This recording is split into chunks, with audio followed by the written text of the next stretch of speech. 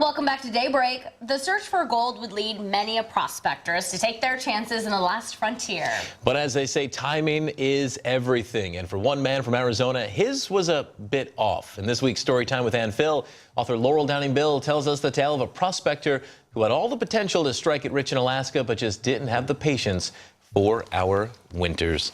Good morning, Laurel. Good morning. All right, so some of the most interesting stories from the gold rush days aren't always the successful ones, as was the case for a guy named Ed Schiefflin. Before coming to Alaska in the early 1880s, Schiefflin was searching for a mother lode of silver in the Apache country of Arizona. So every morning he'd get up at dawn and he'd go search the hills and desert for that precious metal. Well, one day, a soldier came up to him and said, "What the heck are you doing going out in the desert every day and into those hills?" And Schiefflin responded, "Well, I'm collecting rocks."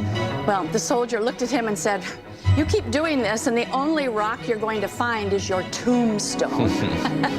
Well, Schiefflin continued searching for about a decade, but he did come across one of the richest silver veins ever.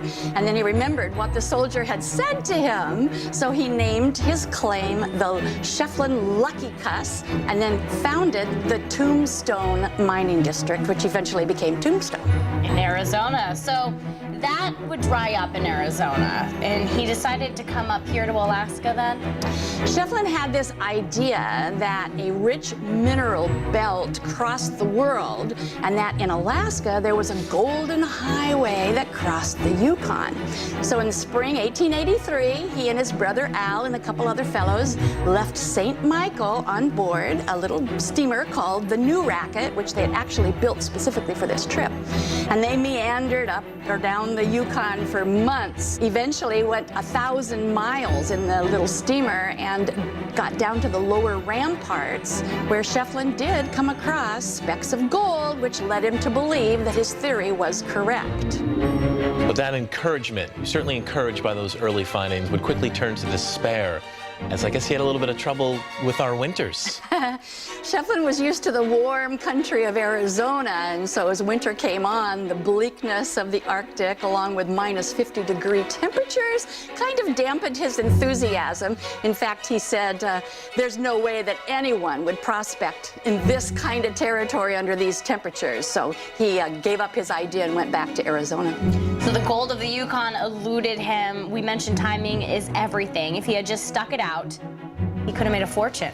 Yeah, as you know, 1897, that's when they discovered the massive gold in the Klondike region. But that's the same year that Schiefflin died at the age of 49. So he's buried about 2 miles outside of Tombstone, and he was buried with his axe and his shovel and his canteen that he had with him when he made that big strike of silver. We're glad he had luck in Arizona, but I guess the lesson here at home, kids, is if you have a goal, really stick with it to see those dreams come true.